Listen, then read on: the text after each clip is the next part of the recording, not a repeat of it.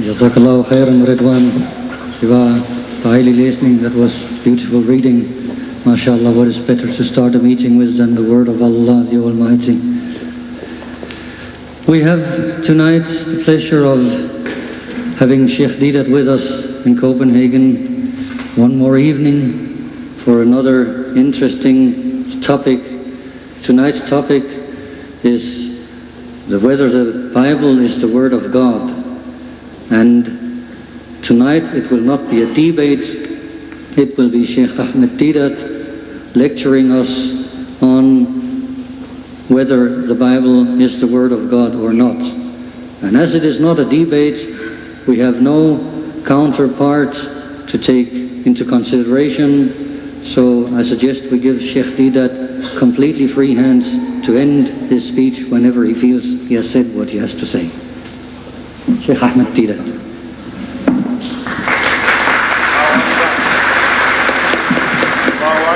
الله أكبر ولله الحمد.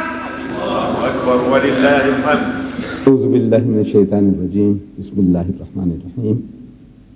فويل للذين يكتبون الكتاب بأيديهم ثم يقولون هذا من عند الله ليشتروا به ثمنا قليلا وويل لهم مما كتبت أيديهم وويل لهم مما يكسبون. صدق الله العظيم. Mr. Chairman and my dear brothers and sisters, the verdict has already been given. I read to you an ayah from Surah Al-Baqarah from the Holy Quran, in which Allah Bari Ta'ala reminds us that woe to those who write the book with their own hands and they say, this is from Allah. لِيَشْتَرُوا بِهِ ثَمْنًا قَلِيلًا, that they may reap some small benefit. وَوَيْلٌ لَهُم مِّمَّا كَتَبَتْ أَيْدِيهِمْ, so woe to them for what their hands do write. وَوَيْلٌ لَهُم مِّمَّا يَكْسِبُونَ, and woe to them for what they earn. The verdict is given by Allah that this is something that they have concocted with their own hands. But when we are reasoning with people, we have to reason with them. We can't just say, my book says yours is not from God, finish and over. No, we have to reason with them. So in reasoning with them, we may ask them, in answer to the question, is the Bible God's word? We say, which Bible are you talking about? You say, no, the Bible. I say, yes, what Bible? Look, I have on the table here 1, 2, 3, 4 Bibles. And believe me, each and every one is different. It says Holy Bible, Holy Bible, Holy Bible, Holy Bible. Each and every one says Holy Bible, but they are all different. Which one? So I asked Pastor Stanley in Stockholm, which one you want me to discuss as the Word of God? He said, no. When my turn comes, I will tell you. Well, you can't force anything out of a person. But he spoke for an hour, but he never touched the subject. The first question I asked was, which Bible do you accept as the Word of God? So we may deal with it. Now for our information, I might tell you, look, these are all different Bibles. You won't know. You never heard of anything like that before. This particular one here, the short and stumpy size, don't worry about the size. This one here is the Holy Bible of the Roman Catholics. They call it the Douay or Reims version of the Bible. This Bible has got 73 books inside. We might say chapters, they call it books. 73 books to make this one Holy Bible. And they say that between cover to cover, this is the Word of God. From cover to cover, inside all the contents is God's Word. This is the Roman Catholic version. This black one here is also the Holy Bible. This is the authorized King James version, the Bible of the Protestant world. All those who are not Roman Catholics are called Protestants. They protested away from the Roman Catholic Church. Protestants. And this is the Protestant Bible. They call it the King James Version or the Authorized Version. Authorized by who? Not God Almighty, but by King James. This is authorized not by God, by King James. Now in this Bible, there are only 66 books. The Roman Catholics have 73, this one has 66. Now you see, that's a version. This is not the difference in translation, a choice of words. You use one word here and a little variant word there. No, no, no. It's got nothing to do with words. These are 7 books in here that the Protestants took it out and threw it away. The Protestant world, the Anglicans, the Presbyterians, the Lutherans, the Methodists, the Pentecostals, each and every one of them, they reject the 7 books that are in here, 7 extra books, more than this, as not the Word of God. So when we say, okay, we agree with you Protestants, that those 7 extra books in the Roman Catholic Bible are not from God. Now we are being attacked, that we are saying that this is not the Word of God. I say, you tell us that in this book there are 7 books which are not authoritative. They call them apocryphal. Apocrypha. What is apocrypha? Ask him. He said it is doubtful. So when it is doubtful, they threw it out. This has got 6 less books than that one there. So which one is the Word of God? This one or that one? Then I have here 2 Bibles. And they look identical. Look, the covering and all. They look like twins. Don't they? One is used a little more than the other, but there are twins. Coloring, same printers, same publishers, same title. Both say the Holy Bible, Revised Standard Version. The Holy Bible, Revised Standard Version. So what is there to choose between them? You say same. I says, no, they're not the same. Again, not the same. Although they are deceiving the people. Look, this is deception. If you had this, and if I had this as well, you think it's the same Bible. It's not the same Bible. Coming from the same printers, same price. But there is a difference. What is the difference? This is the Revised Standard Version. This was the authorized King James Version, accepted by the bulk of Christendom. Every translation in the vernacular, meaning in the native language of any nation, whether it is in Arabic, Urdu, Gujarati, Zulu, any language, if there is a translation, it is based on this one, the King James Version. Only in English you can get the Revised Version and the Revised Standard Version. Not in the other languages. They only give you this one here. Now this one is a Revised Version, so they will tell you what is the difference. The difference between this Bible and the King James Version, this one also has 66 books. That one has got 66 books. But these will tell you, the publishers of this will tell you, that 32 scholars of the highest eminence in Christendom, 32, backed by 50 cooperating denominations, they went and produced this Bible. Christians, not Jews, not Muslims or Hindus, Christians.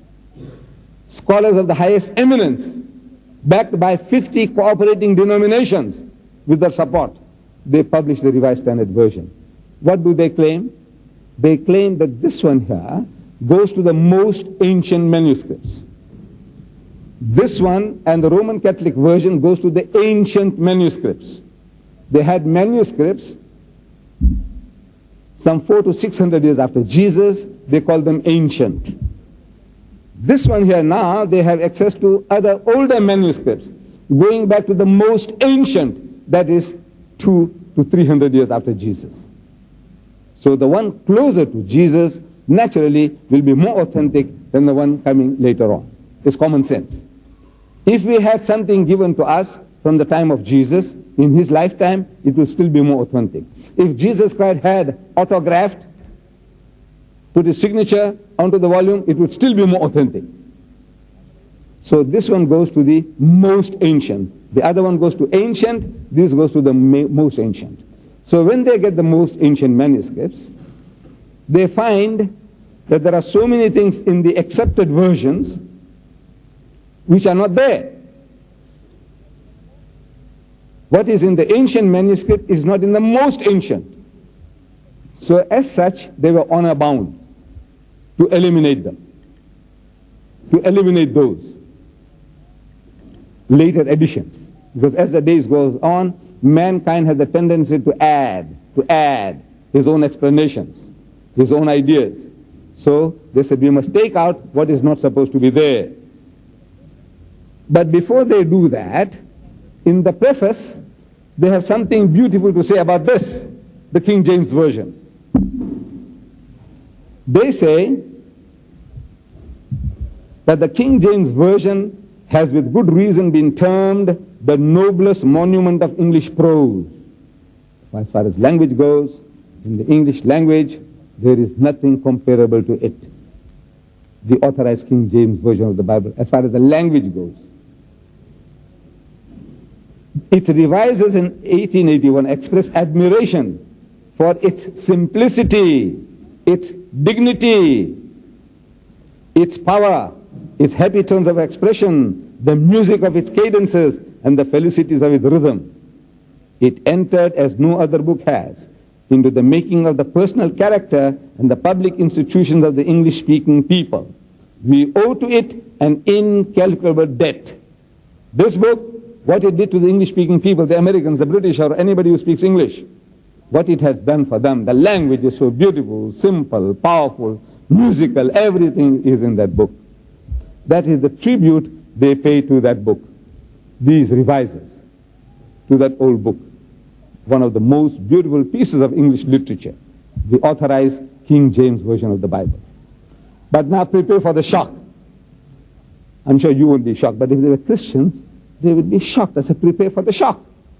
What your people are now going to tell you about the one you're carrying under your arm.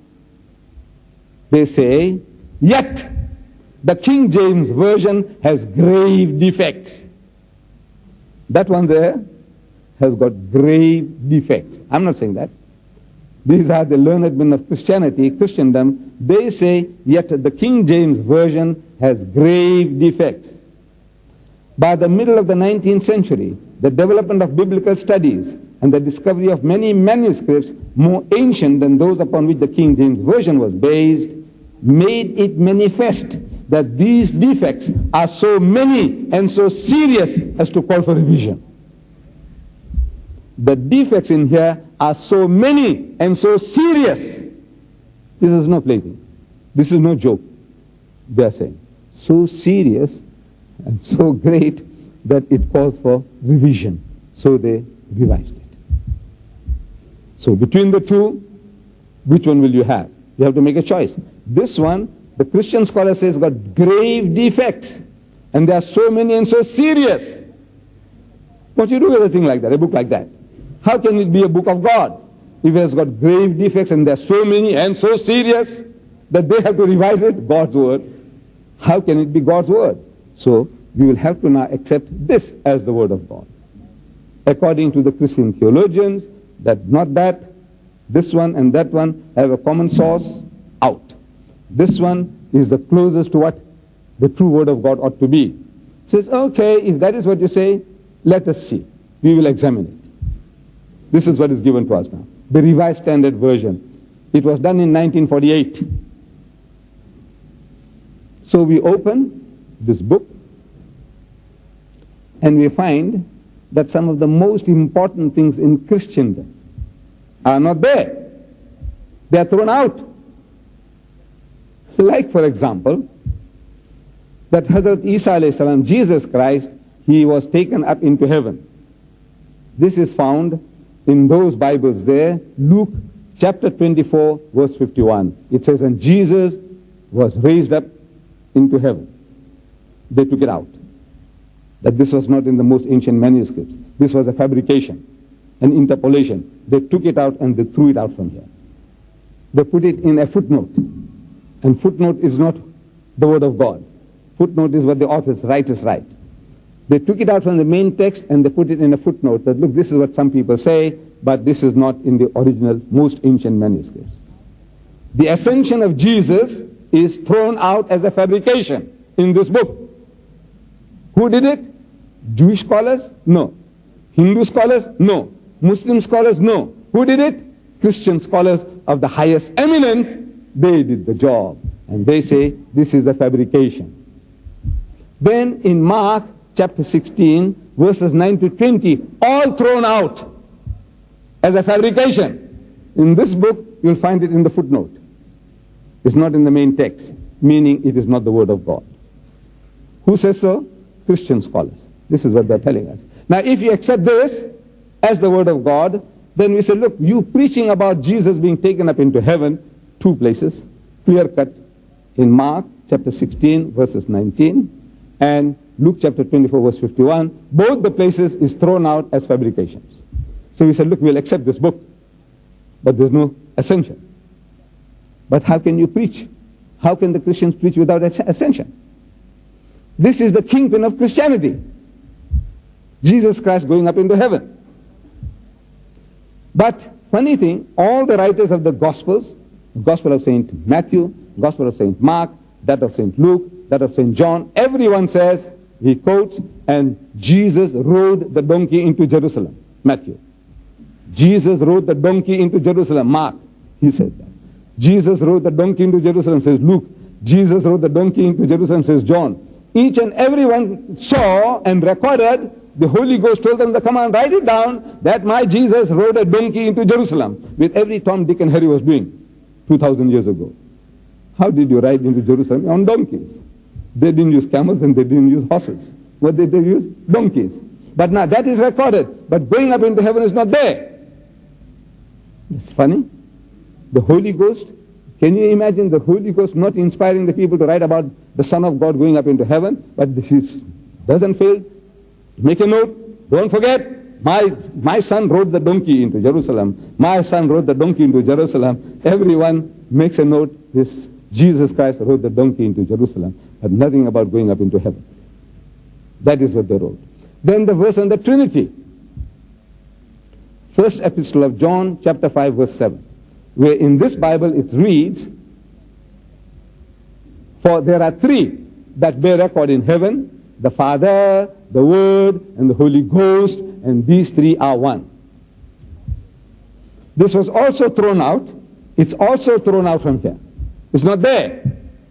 This was also another interpolation, another adulteration. So they threw it out as a fabrication. Trinity is not here also.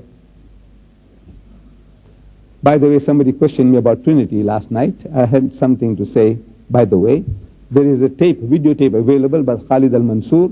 He has delivered lectures on the rise and demise of Christianity. They are available at the back. It deals with the subject of the Trinity. More comprehensive with that, what I'm going to talk to you now. So this verse on the Trinity is also thrown out. Is it because the Quran says, وَلَا تَقُولُوا ثَلَاثَةً? In response to that? No. They discovered that this verse that they are quoting now, the Christian missionaries are quoting, the clearest expression on the Trinity is that verse, if there is such a thing. But this was not supposed to be there. This was supposed to be a marginal note written by a certain Vigilant of Thapsus in the 6th century. This man, he had these manuscripts, and he made a note on the side for his own remembrance or his children's edification. He wrote the marginal note, for there are three that bear record in heaven, the Father, the Word, and the Holy Ghost, and these three are one. That's his own marginal note. Nothing to do with the main text. Nothing to do with the manuscript. Like we do in the books. We make our own notes. We make our own marginal notes. So this Vigilant of Thapsus, he did such a job. But when they were reproducing this in the printed form, these manuscripts, the marginal note crept into the main text. They thought, well, this is also part of it. And so they put it in. Now they realize that this is something extraneous. This is an interpolation. Take it out. So they took it out. That is the revised standard version of the Bible. But you say, what about this? This twin brother of his. I says, now, you see what the Christians had done? They let the cat out of the bag. But this is the truth of the matter. These are all interpolations. Man-made. These are all man-made things. And they made a net profit on that version. They made a net profit of $15 million before the missionaries woke up So what's going on, man? You know, and then the guys, this is a new book, it's a revised version, goes to the most ancient manuscript, people are buying, and they made a profit of $15 million. After making that profit, when the Christian missionaries, they woke up, he said the ascension is taken away, is thrown out, the Trinity is thrown out, the begotten Son is thrown out. Amazing. Everything what Islam says, they're coming to it. They're coming to it. They're coming to it. Whatever Islam was saying, whatever the Quran said, they are coming to it. They're coming closer. We should be congratulating them. So congratulations. Trinity is thrown out. This, whatever, all other things, so many things are thrown out. Congratulations. Begotten Son is thrown out. So what they did was, they tell you here, 1971 they reproduced it. Therefore this looks brighter than the other one. They reproduced the same book. But whatever they had taken out, they put it back. Why did they put it back? Maybe the Holy Ghost came and told them that. No. No Holy Ghost came to them. No Holy Ghost. We must find out from them, what do they say? They didn't say Holy Ghost came and told them. No Holy Ghost came to them. They tell you here in the preface, they say, the second edition of the translation of the New Testament 1971, this one here.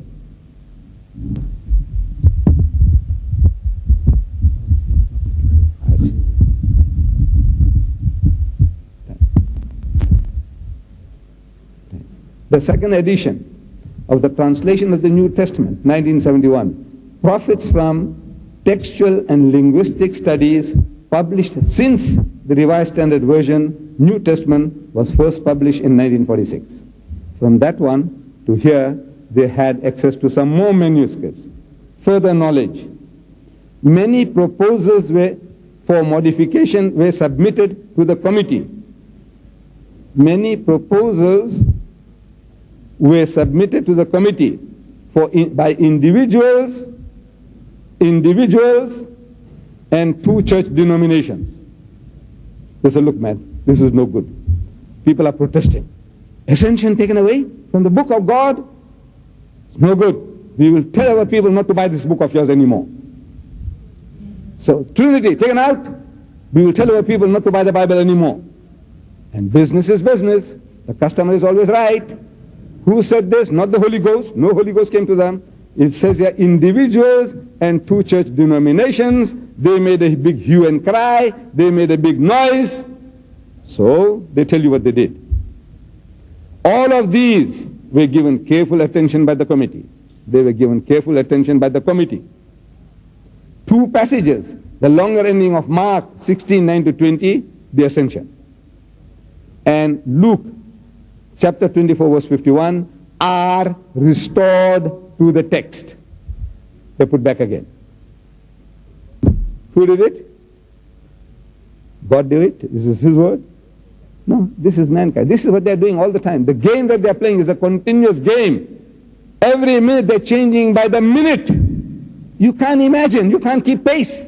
As soon as you make a point, I made a point some years ago that in this Scofield Bible translation by Reverend Scofield, D.D., Doctor of Divinity, backed by 9 other D.D.s,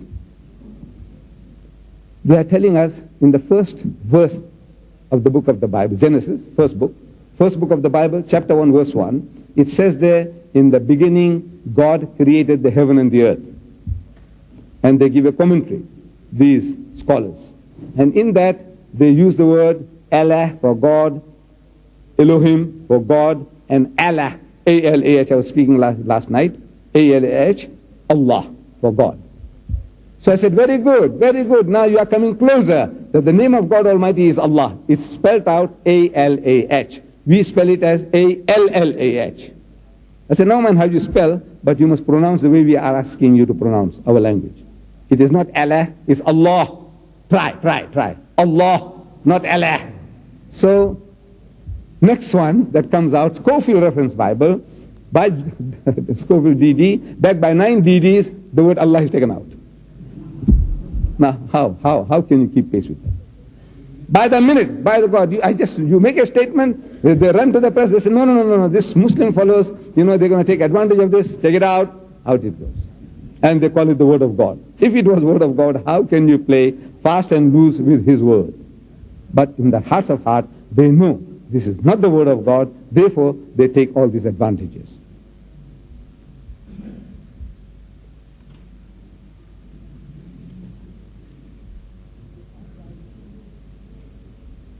To find out whether there is the word of God, there is not a single statement, leave out statement. You see this word Bible. This word Bible is not in the Bible. They say from cover to cover. They're not talking about the cover. Between the covers, everything inside is the word of God. I said, okay, this word Bible, where did you get the word Bible from? Is it in the Bible? Believe me, the word Bible is not in the Bible. No, the word Bible is not in any version of the Bible. You'll never find the Bible inside the Bible. Where did you get it? See, they got this from the Greek word biblos. Biblos means book. So, make it sound beautiful. It's a Bible. And write it the Holy Bible. But the Holy Bible inside doesn't say this is the Holy Bible. The word Bible is not in the Bible. And yet you say the Bible is God's word. Where did you get the word Bible from? Whereas the word Quran is in the Quran. Qaf wal Quran al Majid. Qaf, but the Quran full of wisdom. Now, the word Quran is in the Quran. Word Bible is not in the Bible. But they say the whole of it is. This is all right. Let's analyze it. Is there anywhere in the Bible where God says, this is my book? Whereas Allah Ta'ala says, Ar-Rahmanu allama al-Quran. By Ar-Rahman, He is the one who taught the Quran. Allah speaks that this is His book. Tanzilul kitabi min Allah al-Aziz al-Hakim. That this is the revelation of the book, the Quran, from Al-Aziz, the exalted in power, full of wisdom, from Allah Ta'ala. This is His book. The Quran says again and again, this is His book. This is His book. The Bible, nowhere in this vast volume of 73 books or 66 of the Protestants, does it ever occur, the sentence of the verse, this is the book of God. Nowhere. Welcome. Nowhere does the Bible call itself the Bible within the covers. Nowhere. And nowhere does it ever say, this is my book. God saying, this is my book. Whereas the Quran mentioned. The name of the book is Al-Quran, and this is my book. This is my book. The book of God. This book doesn't say that. And in fact, the first 5 books of the Bible, called Genesis, Exodus, Leviticus, Numbers, and Deuteronomy, are attributed to the Holy Prophet Moses. In those 5 books, you will read there 700 times. 700 times the expression. And the Lord spoke unto Moses, and Moses spoke unto the Lord. The Lord spoke unto Moses, and Moses spoke unto the Lord. Which is a clear-cut statement that the Lord didn't speak it, and Moses didn't speak it. Somebody else is talking. If God wrote those words, if He spoke, He would say, I said unto Moses, and Moses said unto me. I spoke to Moses, and Moses spoke to me. No, a third person is writing, the Lord spoke unto Moses, and Moses spoke unto the Lord. 700 times they are telling you that God didn't write it, and Moses didn't write it. Then in the last book, supposed to be the book of Moses, the book of Deuteronomy, chapter 34, we read, and there Moses died. Is Hazrat Musa alayhi salam, he's supposed to be writing it. It is supposed to be his book. But he's saying, and there Moses died. He died in the past tense, in the land of Beth Peor, over against Beth Peor. And no man knoweth of his sepulchre unto this day. Up to today, nobody knows where he is buried. But he's not dead yet. He's writing this, and he says nobody knows about his grave where he is up to today. How can anybody, write his own obituary the prophets of God, writing beforehand that I died, and up to today nobody knows my grave. How can anybody know his grave when the man is still alive and writing? No, he didn't write it. What it shows is that he didn't write it. And it continues. And Moses was, and I hope you will understand the simple English, was, meaning the past tense. And Moses was 120 years old when he died. You understand English? Past tense, was, not is, was. And he died. He was 120 years old when he died, but the man is still alive. And he says, when he died, but he's alive, he's writing it. How can he write that? And his natural powers had not abated, meaning he was still young, virile. He can marry another 16-year-old. He's 120 years old, but his natural powers had not abated. Did Moses boast like that? That me, I'm 120 years old, I died, I'm good enough. Did he say that? These are not his words. So the book is telling you the internal evidence that Moses didn't write the book. Really, he didn't write the book, and God didn't dictate the book.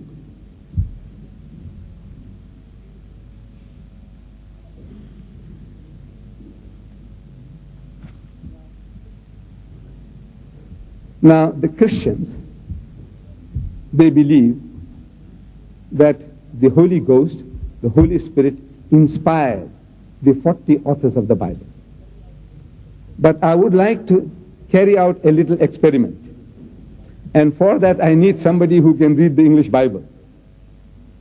We just want to compare, I just want to compare these two Revised Standard Version of the Bible, whether they are identical. I would like somebody to volunteer, please, to come along and just open up, I say Isaiah chapter 37, open it, and I read it from this one, Isaiah 37, and we want to see how close they are, whether they are faithful to one another. I'm looking for a volunteer. Somebody just to see what I'm reading, whether it's correct.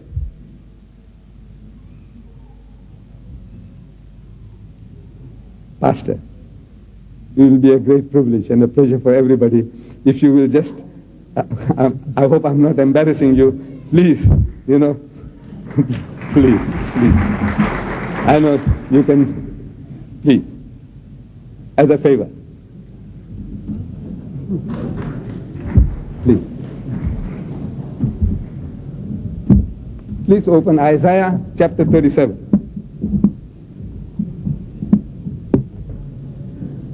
Isaiah 37.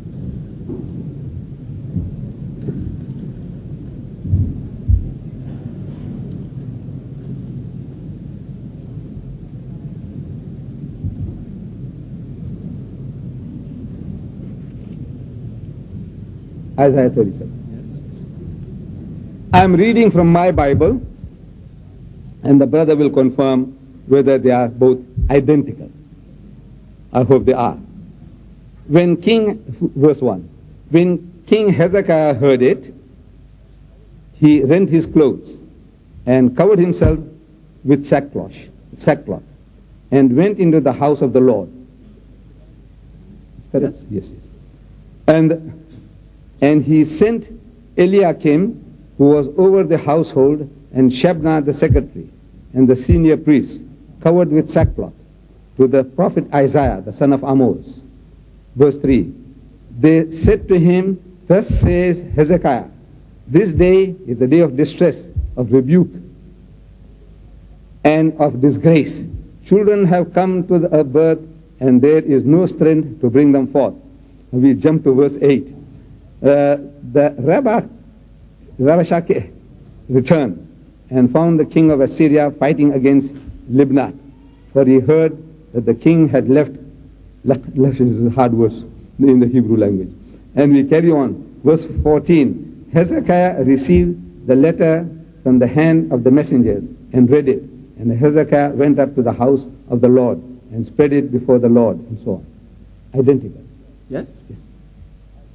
But sir, this is Isaiah chapter 37. Yes? But this is 2 Kings. I'm reading from 2 Kings 18. Yes? In other words, now this is word for word.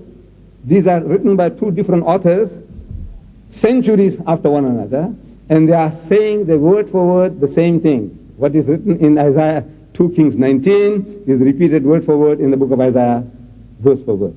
So it is in books of history. Right. But now the books of history, thank you, sir. The books of history are not from God.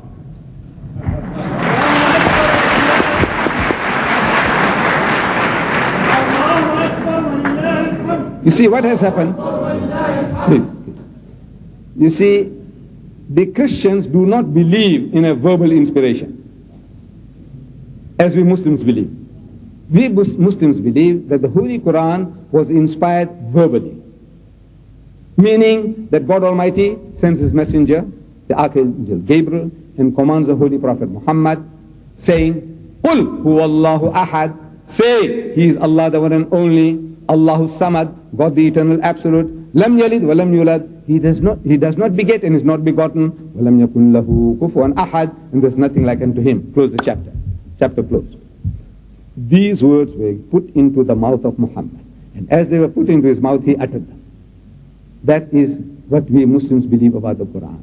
The Christians do not believe in a verbal inspiration of the Bible, that they were inspired, they were moved, they were tickled to write what they wrote.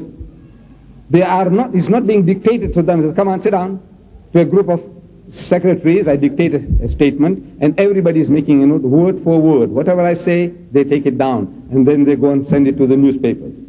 That is dictation, verbal dictation. But if somebody is inspired to write about this meeting, no two journalists can reproduce word for word the same thing unless they are copying from one another, unless they are plagiarizing.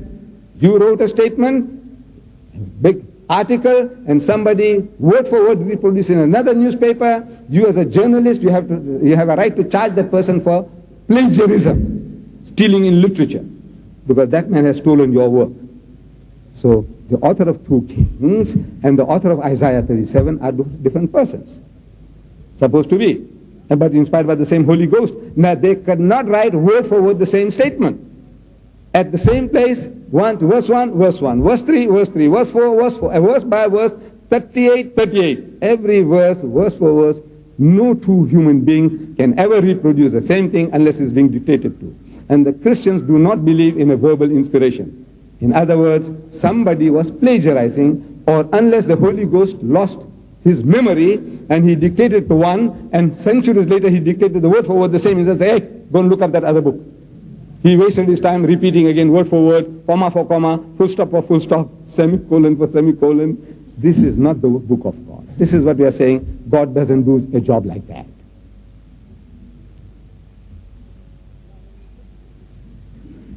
Now when we take the books as they are, the books of the New Testament, each and every book begins at the heading, the Gospel according to St. Matthew, the Gospel according to St. Mark, the Gospel according to St. Luke, the Gospel according to St. John. Now what is this according? Why according to? You know why? Because Matthew didn't sign his name, Mark didn't sign his name, Luke didn't sign his name, John didn't sign his name to those manuscripts. These are supposed to be. Therefore we say according to. You have this booklet given to you. Is the Bible God's word? Each and every person is supposed to have received it. You have? Yes. If you look at it, it says Ahmed Deedat. Or you'll find other books saying by Ahmed Deedat. It's not according to Ahmed Deedat. According to, you can write anything. It says, you know, Mr. Deedat said this, that, and then you create your own imagination and you fill in, and it says, according to Mr. Deedat, such. I said, no, I didn't say that. I didn't mean that. This is what you can hold me responsible for. This is my book. But according to Matthew, according to Mark, according to Luke, according to John, that means Matthew didn't write it, Mark didn't write it, Luke didn't write it, and John didn't write it.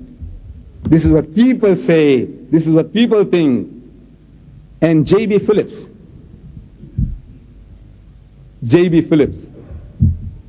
he wrote the Gospels in modern English. You see, these English that they are using is archaic, old-fashioned. And the modern young men, they find it difficult to grasp. So J.B. Phillips, a prebendary of the Chichester Cathedral in England, meaning a paid servant of the Anglican Church. He wanted to do a good job helping the younger generation. He knows Greek, so he goes first hand to the Greek manuscripts and he rewrites the Gospels in modern English, English that the ordinary young man will understand. But in his introduction to the Gospel of St. Matthew, he says about the Gospel of Matthew, this is what he says. A paid servant of the church. He is no enemy, he is no Jew, he is no Hindu, he is not a Muslim. As a paid servant of the church, these are his statements. He says, early tradition ascribed this gospel to the Apostle Matthew. That's what people said, that this is the Gospel of Matthew. But scholars nowadays almost all reject this view, that Matthew wrote the Gospel of Matthew. Scholars, which scholars? Christian scholars, almost all, not Hindu scholars or Jewish scholars or Muslim scholars, Christian scholars, almost all reject the view that Matthew wrote this book. He says the author whom we may still conveniently call Matthew, what else can we do? What else can we do? If I were to give you a reference, it's Matthew 9:9. I want to give you a reference, Matthew 9:9. For instance, I said, you see, the first book of the New Testament, chapter 9, verse 9. The first book of the New Testament, chapter 5, verse 17. Why do I have to belabor that? I said, Matthew 9:9. Or Mark 3:16, John 3:16, whatever.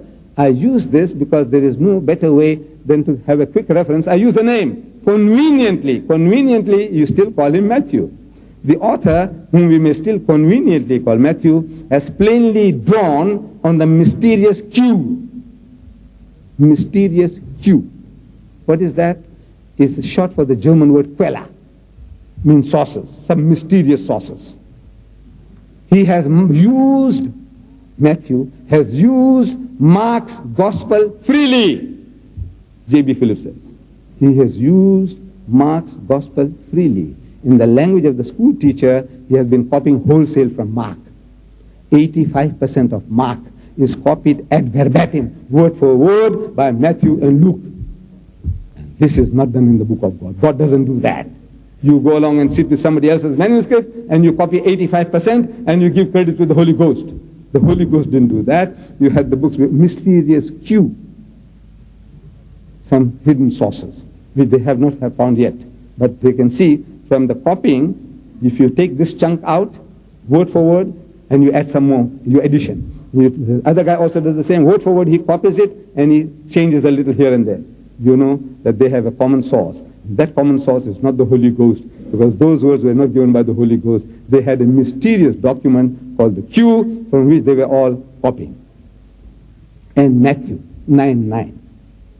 He tells us, in the clearest manner possible, that Matthew didn't write it. Matthew 9:9. I have to say Matthew 9:9. Matthew chapter 9, verse 9. He says, while he, that is Jesus, while he was going forth into the way, Jesus, saw a tax collector called Matthew. Jesus came up to him, Matthew, and said unto him, Matthew, follow me, Jesus, and Matthew, followed him, Jesus. Did Matthew write that? Could Matthew have written anything like that? If Matthew wrote it, he would have said, while Jesus, was going forth into the way, he saw me at the tax collector's table, and he came up to me and said, follow him, and I followed him.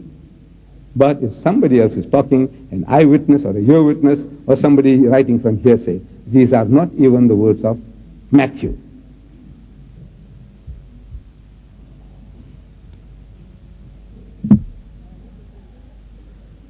Now let us get it from the horse's mouth.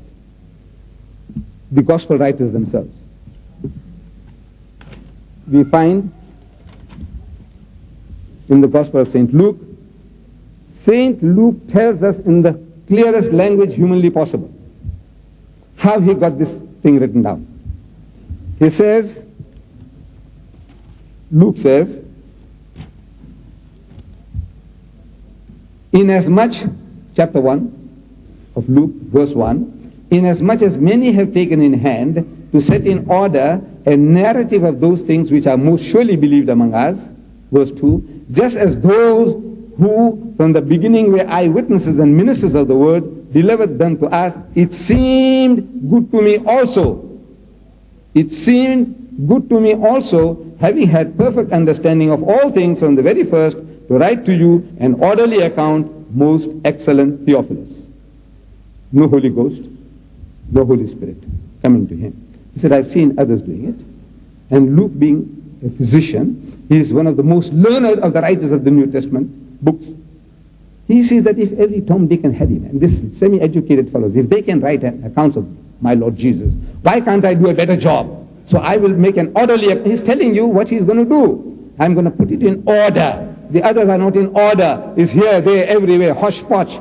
He said, no. I, because of my education, I'm able to put an orderly account to educate his most excellent Theophilus. He's dedicating to a new convert, a Greek.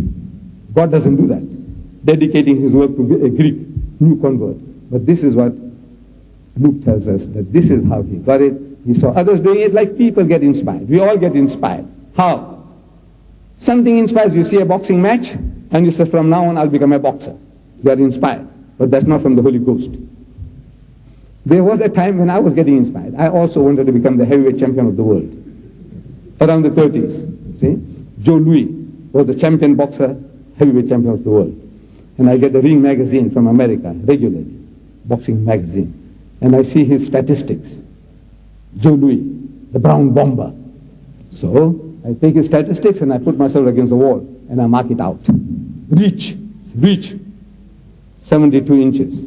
Joe Louis, 72 inches. Ahmed Deedat, 72 inches. Height, well, I think I was about half an inch or quarter inch shorter than him.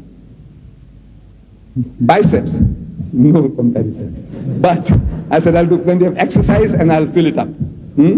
Height, okay. Weight, that guy is 200 pounds. I'm only 148. I said, I'm going to eat plenty of butter and do plenty of exercise, and I'll also. This is inspiration. I'm inspired to become a heavyweight champion of the world. But I know, thank God, I changed the route. I did something else. Then, going to the cinemas, I see a film. Ginger Rogers and Fred Astaire, the tap dancers. I says, man, that's great. Cut, this is beautiful. I says, man, look at it, how easy they're doing it. And they're moving and they're flying. Right, I must do the same. So I see a comic in which there is a course is offered, tap dancing. So I write, I send my money to America. Thank God that the course didn't come. Otherwise, I wouldn't be standing here before you. Inspired. You see, inspired. We all get inspired. But this is not of the Holy Ghost. See, the Holy Ghost doesn't inspire these things. See, that type of inspiration, Luke was, Mark, Matthew, they were inspired, yes, but not from God. This inspiration, we all get it at all times, but they are not infallible. Now, if we analyze the internal evidence about the birth of Jesus, in the Gospel of St. Luke, chapter 3, verse 23, it says, now Jesus himself began to be about, I'm reading, about 30 years of age when he began to preach. God is inspiring, supposed to be. It's from the Holy Ghost. And the Holy Ghost didn't know how old Jesus was. God didn't know how old his Jesus was. He said, about 30 years old. You can guess about my age. You have a right. I have a right to guess your age. But I will say, this gentleman here is about 55 years old. I say, you are about 45. And you are about 60. About, because I'm human. But if God was telling me, he would tell me, this guy is 55. I have to say, he's 55. That guy is 40. That guy is 30. I don't say about. I know that this is human. The human being, he can't take a chance. He can't afford to make a mistake. So he covers himself up by saying, about 30 years old. Not God. This is not the word of God. If it is the word of God, God will say, he was 30 years old, my son, when he began to preach. But again, another shocking thing. He started to preach at the age of 30. God Almighty, they say, Jesus is God. Like last night you heard, Jesus is God. This God Almighty, after millions of years in hibernation, I don't know what he was doing with Father, Son, and Holy Ghost as the Christians. They were all three together. What they were discussing and what they were planning, God alone knows. And he comes into the world, and from birth to the age of 30, he didn't say one word that could benefit mankind. Not one word. Can you imagine? Up to the age of 30, he didn't utter a single word that's recorded anywhere in any Christian literature. One word to help mankind. What was he doing? Playing marbles? Doing carpentry? God Almighty? Nothing else to do? Nothing better to do? The mankind is going astray. His people are going to the dogs. The Jews. He calls them hypocrites. You generation of vipers. You whited sepulchres. Not all of a sudden. They were there all the time. From his childhood, from his birth up to the age of 30, he saw the problems all around him, but he didn't utter one word. So, he says, when he began to preach, he was about 30 years old. Now, when he began to preach, in the modern translations of the same book, they took the words, when he began to preach, is taken out. Because now people will ask question, what was he doing for 30 years? God coming down to earth and for 30 years he does nothing? Ahmed Deedat, the great lecturer, he comes to Copenhagen and he stays here for 30 years and he doesn't make a single statement. Can you imagine? Huh? A man, I'm coming here for 30 years in Stockholm or here, and I stay with you people for 30 years and didn't make a sound. And I'm supposed to be, Jesus was supposed to be, God Almighty, coming down to earth. And for 30 years, he didn't do one stitch of work for God. According to the records, he's recorded nothing. Who being the son of Joseph. That's what Luke says. Jesus is the son of Joseph. Joseph the carpenter is his father. That's what the book says. But you have the word written in brackets, as was supposed. Luke didn't write them. You ask any Christian who's got any knowledge of theology, that the words in brackets in the Bible are the words of the translators, the editors. They try to help you, that maybe you might not grasp the full meaning. So they put the words in brackets. As was supposed are put in brackets. In the English Bible, in the Revised Version, the words as was supposed are in brackets. Meaning they are not the words of Luke. Luke didn't write them. If Luke wrote them, that means they will be without brackets. Because that is the word of God, because God was supposed to have inspired him. But no, they know that Luke didn't write them, so they put the words in brackets. That's the system. We also adopt the same system. We want to explain something, we put the words in brackets, our own words. Our translators do the same. Nothing wrong with that. But now you take the Swedish Bible, you take the Danish Bible, the words as was supposed are there, but the brackets are removed. You know what it means? Once you remove the brackets, they become the words of Luke. And if Luke was inspired, they become the words of God. So they are minting God's word by the minute. You don't have to wait for the Holy Ghost, they can do it. The printers, you just tell them, put the words in, and then take the brackets out with the brackets. They are honest. But then read in the words and remove the brackets. And this the Christians have done in every language of the world except English. Because the Englishmen understand what bracket means. Maybe the Danes don't know what brackets means. The Swedes don't know. The Urdu-speaking people don't know. The Zulus don't know. The Africans don't know. They are all little children. The rest of mankind, in 2,000 different languages of the world, they have translated the Bible. But in 2,000 different languages, you'll find the words there, but the brackets not there. Because all fools, they don't know what brackets mean. But the Englishman knows. So he retains the brackets. Can you imagine the game that is being played? So they are minting God's word by the minute. One stage, you are honest, you say it's not the word of God in brackets. Then you leave the words and you remove the brackets, minting them as God's words. George Bernard Shaw, one of the great British playwrights, he says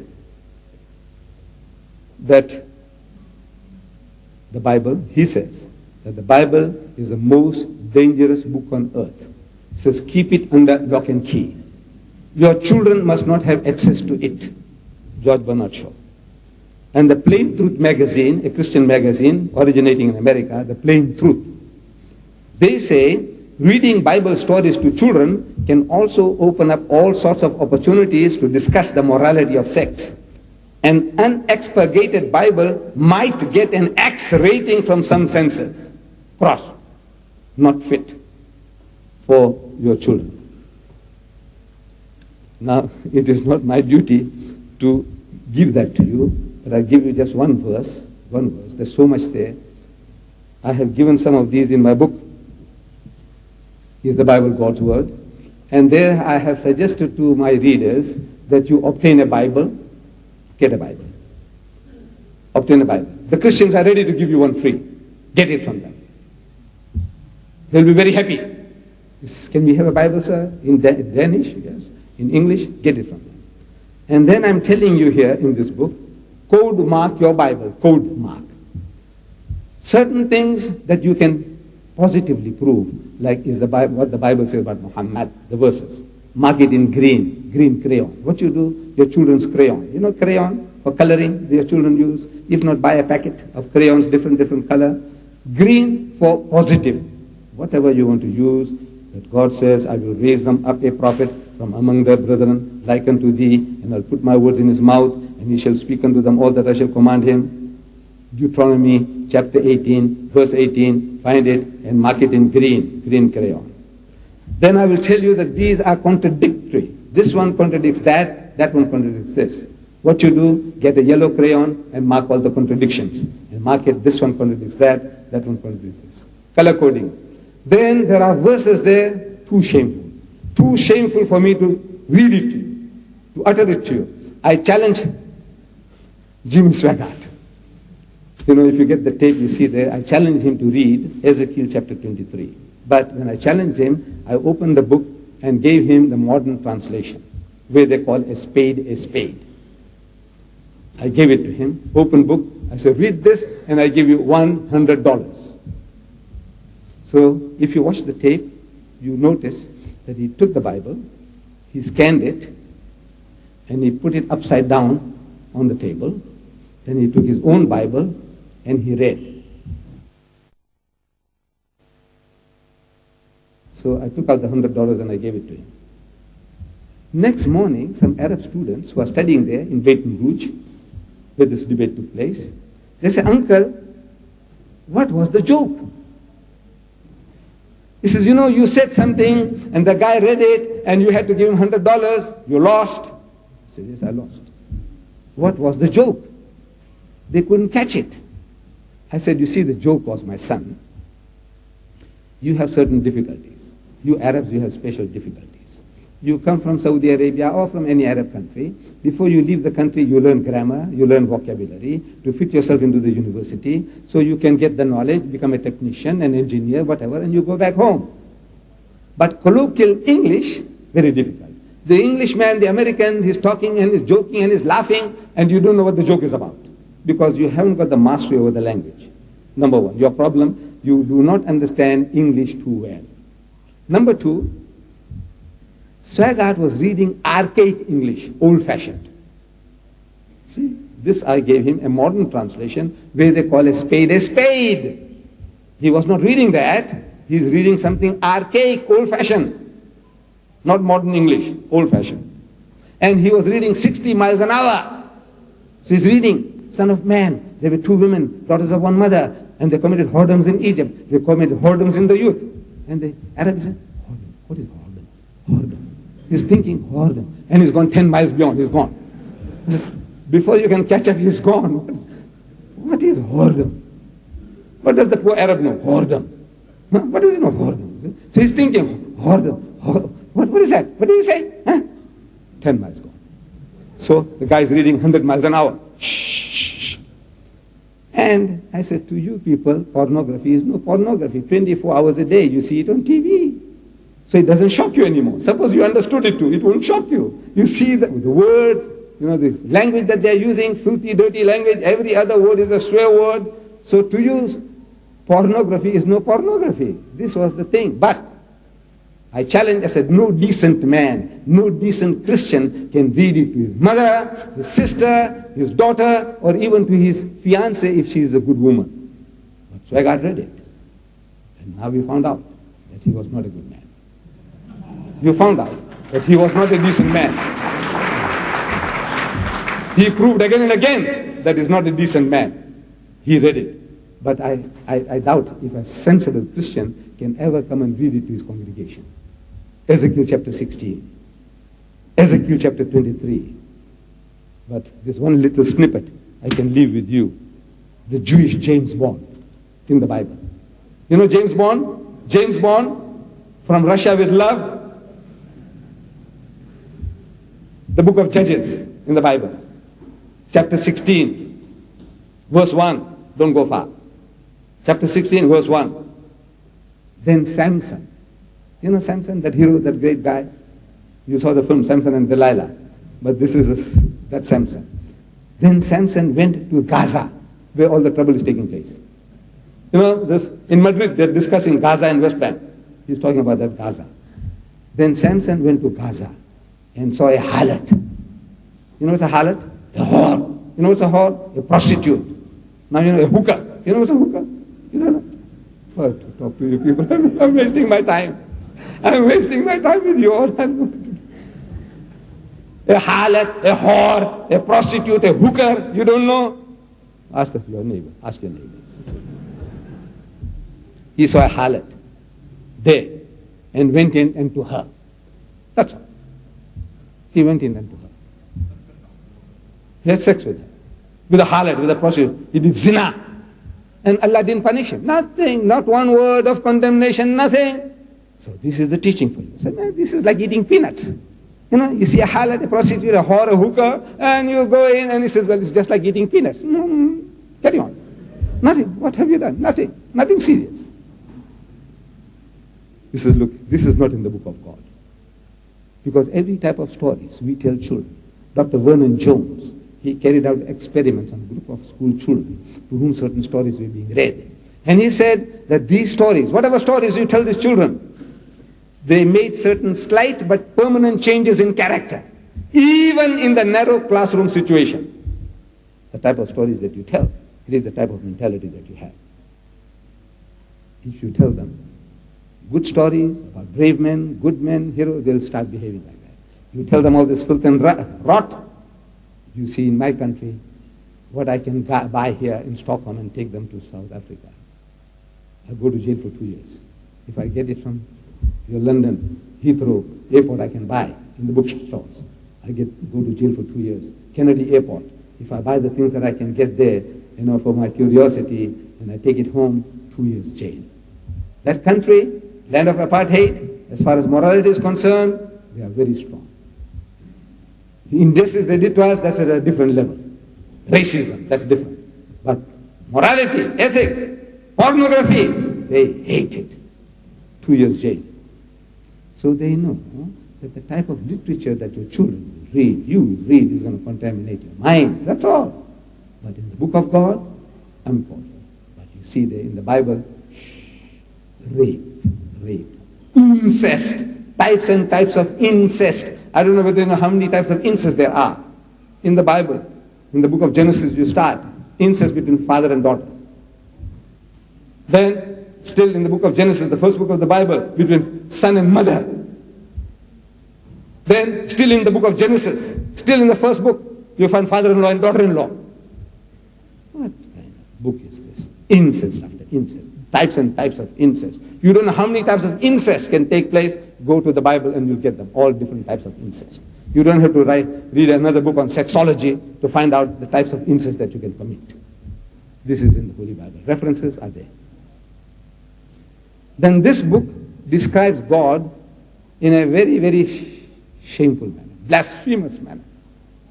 This book, if it's a book of God, how can God utter these? How can God Almighty dictate these words? Listen. Book of Isaiah, chapter 7, verse 20. In the same day, the Lord will shave with a hired razor. Lord means God. He's going to shave with a hired razor. With those from beyond the river, with the king of Assyria, the head and the hair of the legs. and the hair of the legs. And we'll also remove the beard. We'll shave your beard as well. Your legs, how far will the hairs be removed? God talking like that. God dictating that God is going to do that. He's going to shave with a hired razor. You know the cutthroat razors there. And He's going to shave your legs.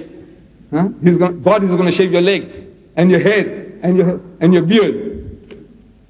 Does it befit God? God writing like this. These are His words. Astaghfirullah. And some more. Smoke went out from His nose. 2 Samuel chapter 22 verse 9 to 11. Smoke went from His nostrils. You know when you smoke and you take out smoke from your nostrils? Well, God is big, so all smoke must be coming out from His nostrils, from His nose. And devouring fire from His mouth, like the dragon. You see the Chinese dragon? And you see the fire like a flamethrower. They use it in World War I. Flamethrower. You know flamethrower? You see the flame going. So something came out from God's mouth. Listen, I'm only reading. He says, and devouring fire from His mouth. Coals were kindled by it. You know, pile of coal lying. And the flame goes out and set the coal on fire. He bowed the heaven also and came down with darkness under His feet. He rode upon a cherub. God Almighty, He rode upon a cherub. And flew. You know what is a cherub? Cherub.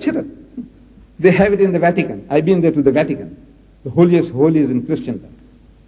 And this is the picture taken in the Vatican. The holies of holies. This is the cherub. There are 2 cherubs there in marble, flesh color. Please don't take photos of this, because in Arab countries this tape will be banned. You can see it. This is actual photo taken from the holies of holies, the Vatican. There are 2 beautiful young ladies, young, crisp, well proportioned, flesh color, smooth as silk, absolutely naked, but with wings. There are 2 there, one facing the other. And if you ever put your hand over that marble, you will get an electric shock.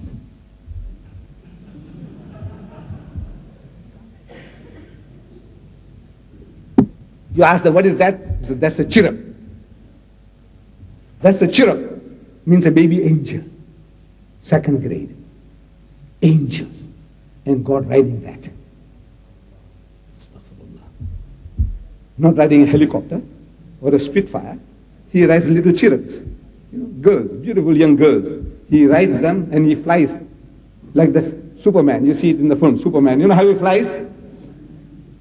Now, how can this be the book of God? How can God utter such words for Himself? Then the Quran gives us a test. How are we to know whether this book, the Quran, is from Allah or not? He says, أَفَلَا يَتَدَبَّرُونَ الْقُرْآنَ. Do they not consider the Quran with care? وَلَوْ كَانَ مِنْ إِنْدِ غَيْرِ اللَّهِ. Had it been from anyone other than Allah, لَوَجَدُوا فِيهِ اخْتِلَافًا كَثِيرًا. You will have found in it many discrepancies, many contradictions, because no human being can ever remain consistent in what he's preaching all his life. We change by the minute. According to the circumstances, we change our standards, our principles. We are human. No human being can remain constant for 23 years of his prophetic life. No human being can. Unless he's guided by God. It's only God who's talking, he can be constant. No man can be. Different vicissitudes of life, problems of life, man changes. He makes compromises. This is the test which Allah wants you to apply to the Quran. If you are doubting that this is Allah's kalam, then apply the test. Go and check it up. See if you can find contradiction therein. And you will not find any contradiction. So the same test we apply to the Bible.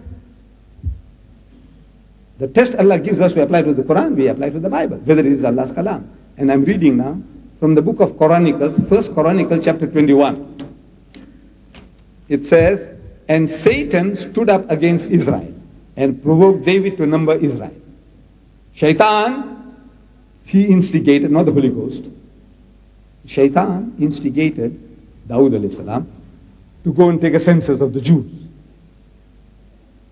That's what the book says. One author of the Bible. There are 40 different authors. One of them say, Shaitan is responsible for Dawood alayhi salam taking a census of the Jews. Another author, 2 Samuel chapter 24 says, and again the anger of the Lord was kindled against Israel, and he moved David. Lord means God. God moved David, and he moved David against them to say, go, number Israel and Judah. Who instigated David? One author says, Shaitan, the devil, and the other says God. And God and Satan are not synonymous terms in any language. Shaitan is Shaitan, and Lord is Lord. Who inspired David to do such a thing of numbering, taking a census? Who? God or the devil? They have to make a choice. 1 Samuel chapter 28 verse 6 says, and when Saul inquired of the Lord, means he wanted to know information from God. Lord means God. The Lord did not answer him. Allah didn't answer him. Either by dreams or by Urim or by prophets. He didn't answer him. In the book of Chronicles, 1 Chronicles chapter 10 verse 14, we are told, but he, Saul, did not inquire of the Lord. First one. The other one says he inquired of the Lord and the Lord didn't answer. 1 Chronicles 10:14 says, but he did not inquire of the Lord, therefore he killed him. Therefore God killed him, because he didn't ask Allah. Now, we want to know, if brothers, if they want to have this easier reference, you can return it to me at question time. You don't have to look up the Bible. I have got it already here. Anybody wants to have access to it, you may have access to this. If in case you want to respond at any time, make it easy. But if you like to have it, you may have that. You like to?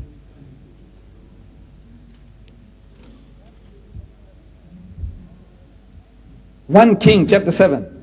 And it was an handbreadth thick, and the brim thereof was wrought like the brim of a cup, with flowers of lilies. It contained 2,000 baths. It contained 2,000 baths. Very clear? 2,000 baths. 2 Chronicles chapter 4, it says, and same thing, 3,000 baths. Was it 2,000? The Holy Ghost is inspiring one author to say 2,000 baths he had. The other one, he says, it was 3,000 baths. The difference is only 50%. Take this. What was it? 2,000 or 3,000? 2 Chronicles, chapter 9, verse 25. It says, and Solomon had 4,000 stalls of horses. Stable for keeping horses. How many? 4,000. In the book of Kings, 1 Kings chapter 4, verse 26, it says, and Solomon had 40,000 stalls of horses. Was it 4 or 40? He said, oh, this difference of just here, 0. I said, no, there's no 0. The Jews didn't know 0. They knew 0 about 0 when these books were written. They learned it from the Arabs, and the Arabs learned it from my forefathers, the Indians. 0. 0, they learned it from the Indians, the Arabs, and they passed it on to Europe. But the Jews didn't know 0. They wrote in words 4,000, 40,000. They didn't know about zeros. Was it 4 or was it 40?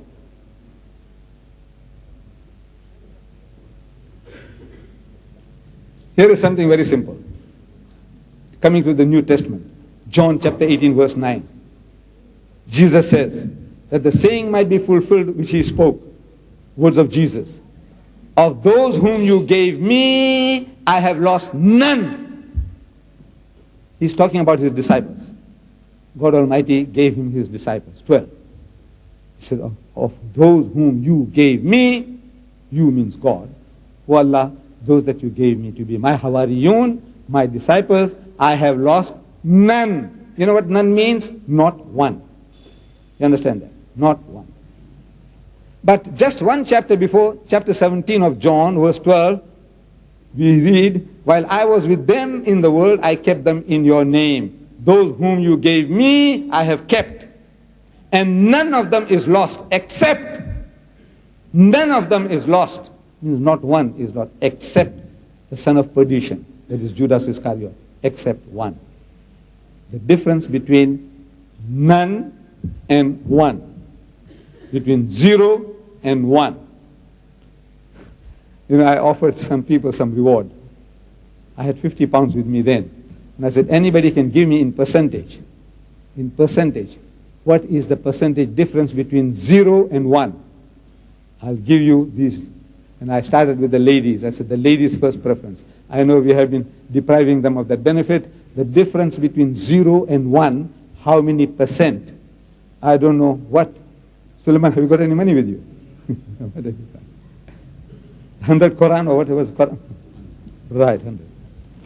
Right here. This is 100 krona. 100 krona.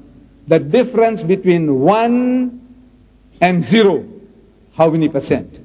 Between 0 and 1. My sisters first, before I give these, my brothers a chance.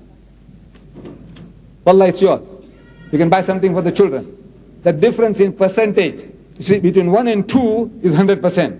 Between 1 and 3 is 200%. Between 0 and 1, how many percent?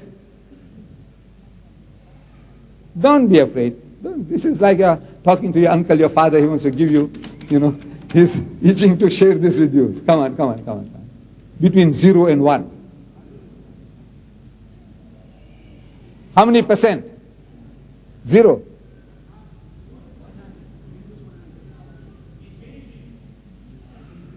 Come on now, you. Huh?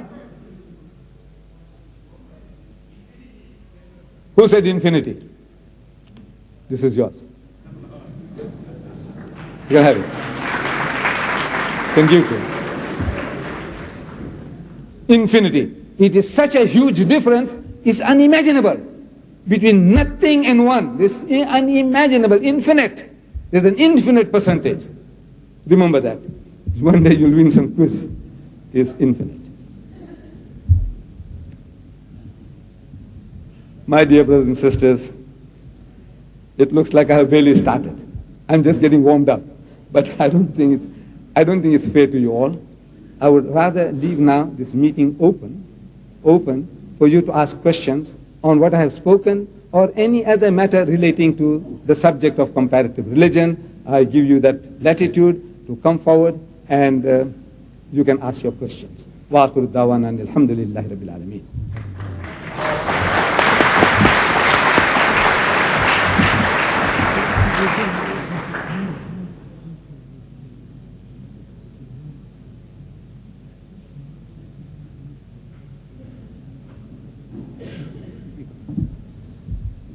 Bismillah ar-Rahman ar-Rahim. Thank you very much, Shaykh Deedat, for your very interesting way of presenting the topic, whether the Bible is the Word of God. I'm certain there must be an abundance of questions waiting to be put forward to you. And now, as Shaykh Deedat said, the scene is open for questions from the audience. You asked for questions, that is why I'm hesitating, because I rather have some responses. But let me try to find a question out of it. Yes.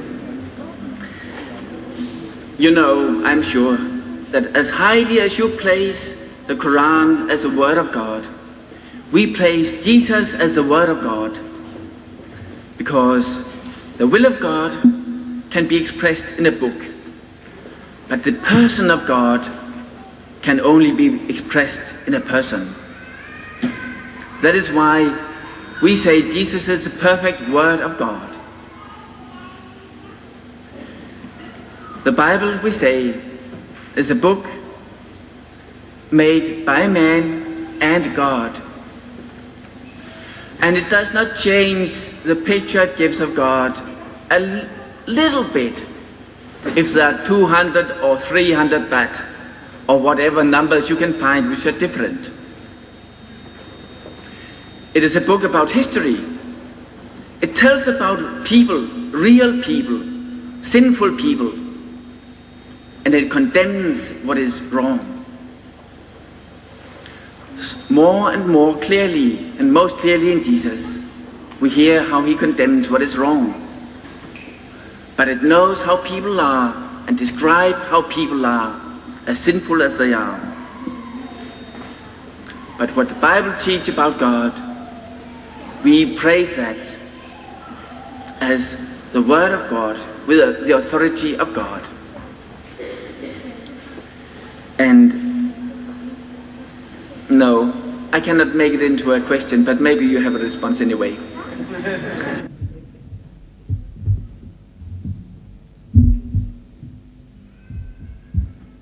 See, Mr. Chairman and brethren, our brother has said a hard task. It's really a hard task. He is not asking a question because whatever I said is unquestionable. You can't question it.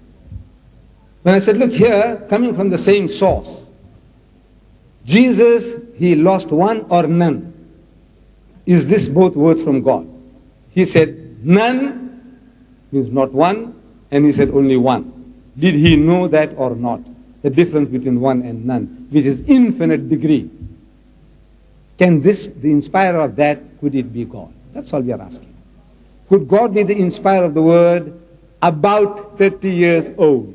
Does God talk like that? Does he know or doesn't he know? My God is an all-knowing God. He knows everything about everybody. He doesn't have to guess. But this inspirer, if there was such a thing, he doesn't know how old Jesus was. He didn't know. It inspires Luke to write that he was the son of Joseph and he needed your help. This Holy Spirit needed your help to tell him, no, it was as was supposed. It can't be the word of God. That's what I was trying to say. With regard to Jesus being the word of God, the Quran testifies to that. It says, Bismillahirrahmanirrahim, وَإِذْ قَالَتِ الْمَلَائِكَةُ يَا مَرْيَمُ. So behold, the angel said, O Mary, إِنَّ اللَّهَ يُبَشِّرُكِ بِكَلِمَةٍ مِّنْهُ. Allah gives you glad tidings of a word from him. The Quran testifies that Jesus is the word of God. Ismuhul Masih, his name will be the Messiah, translated Christ. Isa ibn Maryama, Jesus the son of Mary, wajihan fid dunya wal akhirah, held in honor in this world and in the hereafter, wa min al muqarrabin, and of the company of those nearest to God. He is the word of God. But your understanding and our understanding is different. See, the Hindu, my ancestors, they say everything is the word of God.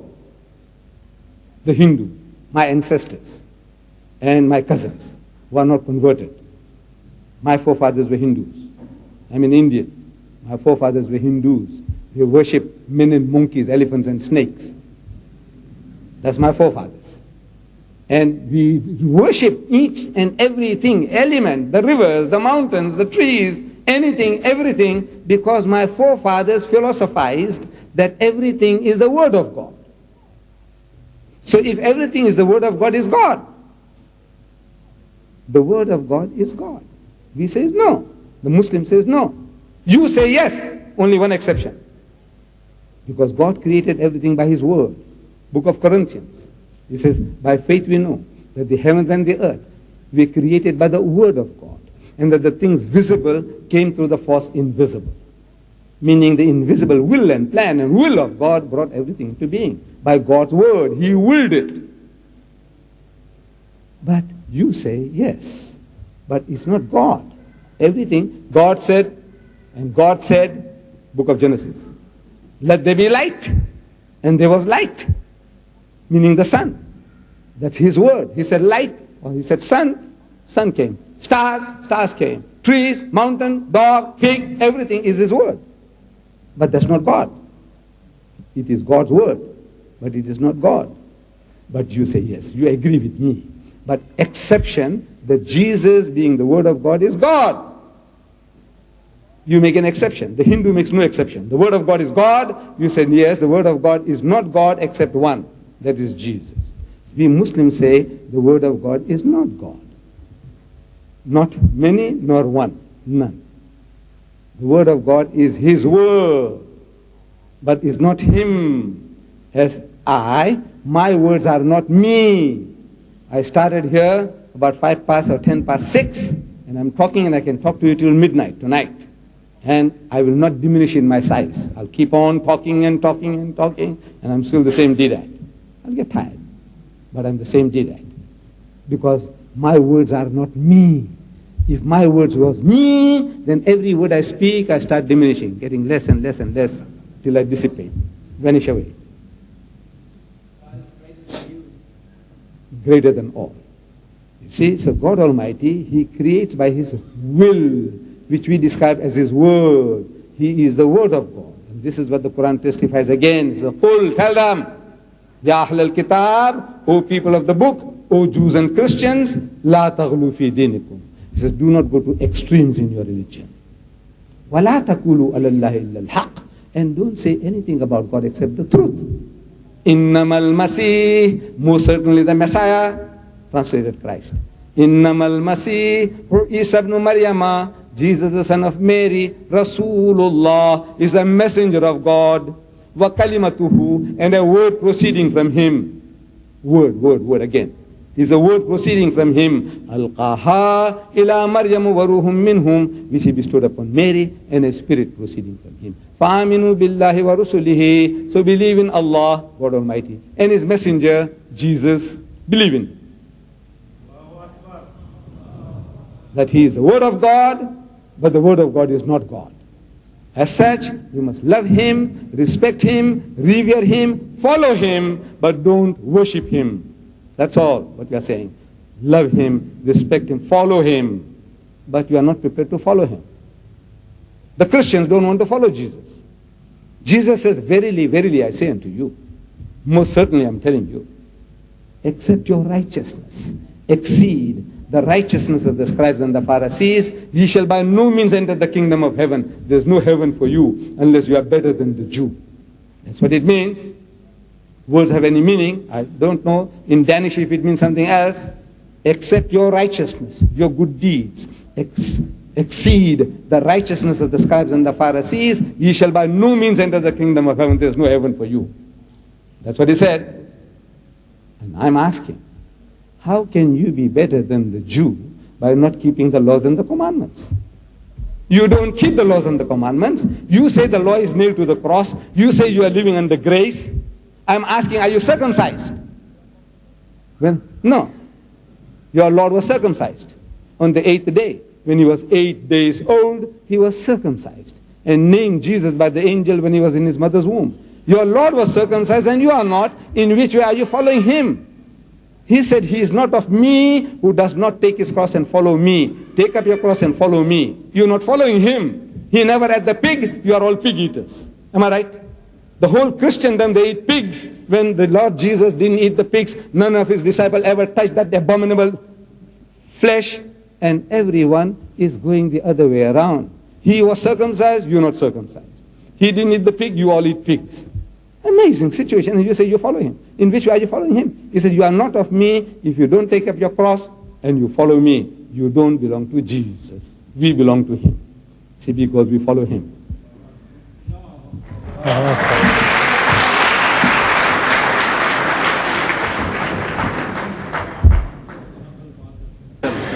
Jesus said, "Not what gets into your mouth make you filthy, but what gets out of your mouth make you filthy." Brother, please, don't attribute anything to Jesus which Jesus didn't say. Jesus never uttered those words. Look, you got the Bible in your hand. These are the words of Peter. Peter said that.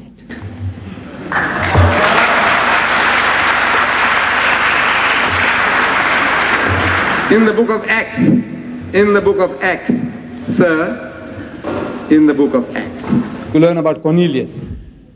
Cornelius was the first Gentile to become a Christian. You like to find those words? Go ahead, you find them, and you tell me that Jesus said, "Not what goes in, but what comes out that pollutes you." I'd like you to find those words. Right, next question if there's any. Is there any other questions? Assalamu alaikum. Could you kindly clarify the death of Jesus according to Quran and Hadith?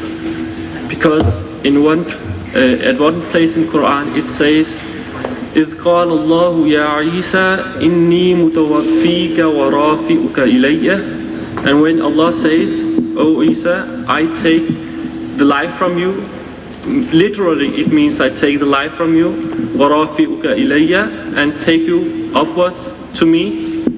And in another place, Allah subhanahu wa ta'ala says, وَمَا قَتَلُوهُ وَمَا صَلَبُوهُ, and they did not kill him, and they did not crucify him.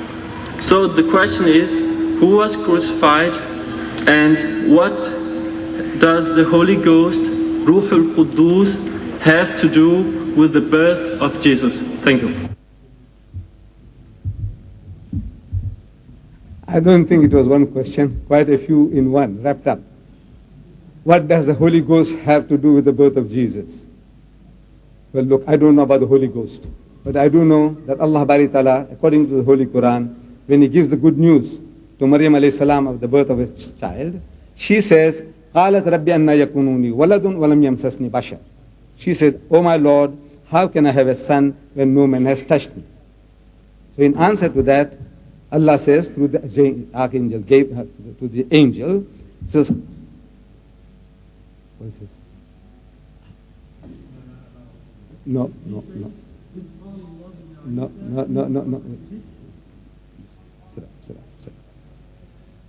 قَالَ كَذَلِكِ اللَّهُ يَخْلُقُ مَا يَشَاءُ. Said, even so, Allah creates what He wills. إِذَا قَضَى أَمْرًا فَإِنَّمَا يَقُولُ لَهُ كُنْ فَيَكُونُ. Whenever Allah decrees a matter, He merely says, kun, be, and fayakun. So, we have no idea about the Holy Ghost coming and doing His job, what He did or what He didn't do. Allah Bari Ta'ala to create, He wills it and the thing comes into being. There's no Holy Ghost anywhere that I can see. I don't see any Holy Ghost anywhere. With regards to the ayah, Allah says, وَمَا قَتَلُوهُ وَمَا صَلَبُوهُ. They didn't kill Him and they didn't crucify Him. وَلَكِنْ شُبِّعَ لَهُمْ. But it was made to appear to them. So, وَإِنَّ الَّذِينَ اخْتَلَفُوا فِيهِ لَفِي شَقٍّ مِّنْهُمْ. And those who dispute therein are full of doubts. مَا لَهُمْ بِهِ مِنْ عِلْمٍ. They have no certain knowledge. إِلَّا اتِّبَاعَ الظَّنِّ. They only following conjecture, guesswork, fiction. وَمَا قَتَلُوهُ يَقِينًا. For a surety they killed Him not. بَلْ رَفَعُ اللَّهُ إِلَيْهِ. But Allah took Him up to Himself. That is what Allah says. They did not kill Him, nor did they crucify Him, but Allah took Him up to Himself. This is my understanding. Allah took Him up to Himself, and He is coming back. He will come back. Inshallah. Who was crucified? That you go and ask your learned men. As far as the Christian is concerned, he is asking me, I answer him. This is, you are going into an entanglement yourself for no reason. Allah won't question you on the day of judgment, who was crucified. He tells you, I told you that Jesus was not killed and He wasn't crucified. He won't ask you who was crucified in His stead. That's not a part of your curriculum. So once you start wanting to fly, when you can't walk, you will trip and fall. You'll get hurt. There is a reference in the But sir, we know that one person was crucified for sure. Because Who? Where did you get that? we know from No, where do you know from? we know from history. Which history? Whose history? Who wrote that history? Some persons. No, who? I can't put the Is name. it in the Quran? No, it's not. Is it in the Hadith? That's why I'm asking. No, there's why I'm nothing in the Hadith, there's nothing in the Quran who was crucified. So where are you trying to trip yourself now? I want to know. No. Where did you get these ideas from? Sir, I can reply to him. We No. know. I can reply. No, please. This is not a debating society here. I'm asking because of my curiosity. I want to know who was crucified if Jesus was not crucified. What does the Quran say? Quran says He was not crucified. Finish. That's all.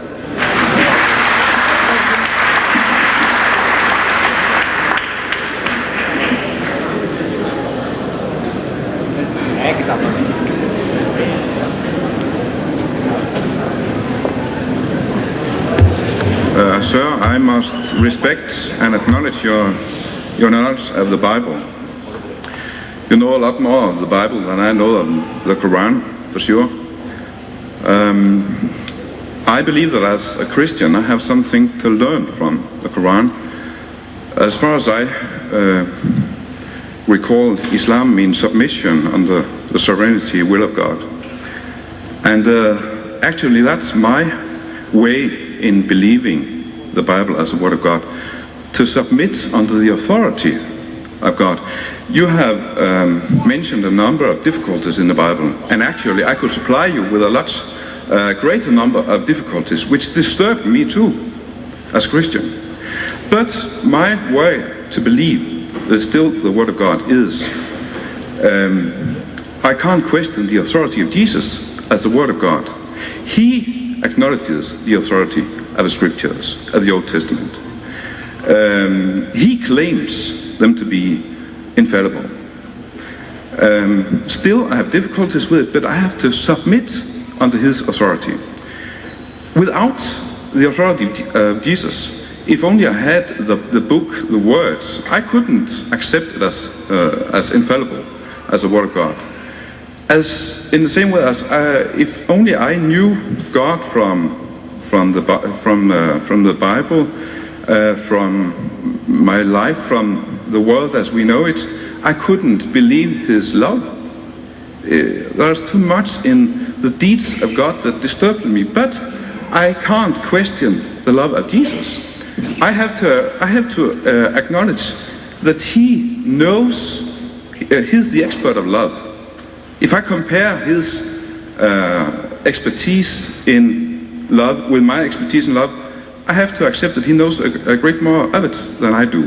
He knows the way of inspiration in the Bible that I don't know, and I have to submit under His authority, both as He claims the Bible to be infallible, and He claims God to be love. So even though I could supply you with a great number of difficulties, of which some I could answer and some I can't, a lot of your things I couldn't answer, there are others I could, but still that's not my way of accepting the Bible as God's Word. I have to submit under His authority. Thank you. Thank you for your contribution, to the topic this evening. With regards to that idea of submitting to His will, I also believe that we must submit to the will of Jesus, because His will is not His will. He says, "The word ye hear are not mine, but the Father that sent me, He had given me a commandment, what I should say and what I should speak. Even as the Father had said unto me, so I speak." So whatever He gives, if Jesus Christ gave you the word, if He told you, eat the pig, by all means, you can eat the pig. Because He was a man of God, and He won't tell you any lies. So we are to follow Him. If you are following Him, I say follow Him. To follow Him now, He's telling you what to do. He's telling you, verily, verily I say unto you, except your righteousness exceed the righteousness of the scribes and the Pharisees, ye shall by no means enter the kingdom of heaven. There's no heaven for you. You're wasting your time. You say, no, I believe in His blood. He didn't say blood. In Matthew 11:11, a learned man of the Jews comes to Him and he says, "Good master, what good thing must I do to gain eternal life?" So Jesus rebukes him. He said, "Why callest thou me good? There is none good except one, that is God. But if thou wilt enter into life, keep the commandments."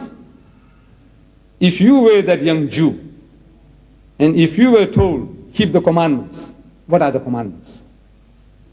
Everything that's given to you in the Old Testament. Commandments given through Moses. He gave you, you mustn't eat the flesh of swine. You say, "No, I will eat it. I love pork chops." What kind of a believer are you? He says, "You must be circumcised. It's an eternal covenant God entered with Abraham and his descendants forever." You said, "I'm not circumcised." "Why aren't you?" He said, "The law is nailed to the cross." Is that what Jesus said? Jesus says, "Think not that I am come to destroy the law or the prophets. I am come not to destroy but to fulfill. For verily I say unto you, heaven and earth shall pass away, but one jot or one tittle shall in no wise pass from the law till all be fulfilled." One jot, yot, in the Hebrew language is the smallest of the Hebrew alphabet. Not even that amount is to pass away from the law. But you have done away with the whole law. So in other words, you are not following. Jesus says, follow the law, keep the commandments. But you say the law is nailed to the cross. I'm asking, where did you get it? This idea of the law is nailed to the cross. You say Philippians, Galatians, Corinthians, Thessalonians. I say, who's that? You say Paul. I want to know who is your Lord and Master. You say Jesus. I say, what does Jesus say? Jesus is telling you, I have yet many things to say unto you, but you cannot bear them now. That's what He told His disciples. You haven't got that capacity. You are like little children. He's telling His disciples, but you cannot bear them now. Howbeit, when He, the Spirit of truth, is come, He will guide you into all truth. For He shall not speak from Himself, But what things so shall he hear, that shall he speak, and he shall declare unto you the things that are to come. He shall glorify me. Shouldn't you be looking for him, the Spirit of truth, who will guide mankind into all truth? We have so many problems affecting us, the whole world. Problem of racism, problem of alcoholism, problem of surplus women. What did the Holy Ghost tell any church in 2000 years? We are asking for solutions, and they are not there. I said, the Spirit of truth is Muhammad. He's given you solution to all your problems. Come, let us reason together. Let's reason together, and you'll find that the Spirit of truth that you are thinking about, talking about, is the prophet of truth. The word Spirit is used synonymously in the Bible for a prophet. In the first epistle of John, chapter 4, verse 1, you read there, Beloved, believe not every spirit, but try the spirits whether they are of God. For many false prophets have gone out into the world. The false prophet is a false spirit, the true prophet is a true spirit. How are we to know the true from the false? The test is given to you. Is that the spirit that confesseth that Jesus is the Christ is of God? Am I right? Is that a valid test? You are being given clear-cut, simple, basic English. The spirit, the prophet that confesseth, that says, that accepts that Jesus is the Christ is of God. Am I reading correctly? Muhammad says, Jesus is the Christ. Masihu Isa ibn Maryam. Christ Jesus, the son of Mary. 1,000 million Muslims of the world, they say Jesus is the Christ. That spirit that moved Muhammad to say that is of God, according to the test given in your own Bible. But now you are not prepared. It's not going down well. Listen, the trouble is, we are children of prejudices. We are all. We are subject to our programming. And the programming does not allow us that freedom to say, let's see now, let us analyze. What is this man trying to teach you? Muhammad, what is he trying to tell you? What did he tell you that is getting stuck in your throat? We want to know. If there is anything, he said, by the fruits ye shall know them. By the fruits ye shall know them. Do men gather figs from the thistle or grapes from the thorn? Say, every good tree will bear good fruit, and every evil tree will bear evil fruit. The fruits of Islam are to be seen. We are not angels. But the biggest society of teetotalers in the world, biggest society of people who don't imbibe alcohol on earth today are the Muslims, good or bad. The biggest society of people who don't gamble are Muslims. The least racist of all communities on earth are Muslims. We are not free from racism, by God. We are not free. But the least racism of any community on earth are the Muslims. So by the fruits you shall know them. So these are the fruits. Why don't you judge them by the fruits? Jesus said, judge them by the fruits. May I answer it very shortly? Yes. Very short. Again, there are a lot of details in which I could agree and that which I could answer. But just one detail. Actually, my justice does exceed the one of Pharisees. Anyone who knows me as a person would say, what? You have scolded your children this very day unjustly. I have committed adultery in my thought, as Jesus condemns. Have I kept the commandments? No, I haven't. But still my justice exceeds the one of Pharisees, the justification of faith, which the New Testament teaches. The gospel that Jesus preached was the one of the forgiveness. And that's my hope, and my only hope to the Father. Thank you.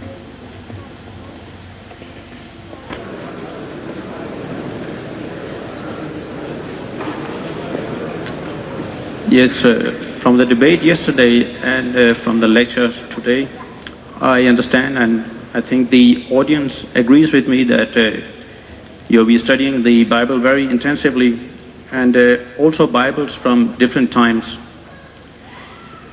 Do you see any convergence in the revisions? I can't understand what you're saying. Well, I mean, the different revisions which have taken place from old time and until now, do they lead to somewhere special? Is there any special reason for these revisions over time? Where do they want to lead us? the people who are trying to revise the versions of the Bible? They are trying to make things easy for you. From their point of view, they are trying to make things easy for you. That's what they are trying to do. But what we were proving was that this is not how God works. That your church committees, individuals, they don't form God. That's not the word of God. When they tell you what to do, what not to do, take this out, put this in. So we are trying to prove to the audience that that is not the word of God when you do those things. What they are trying to achieve is they're trying to make things easy for you. So you may accept it far more easily. That's the only reason for it. You ask them.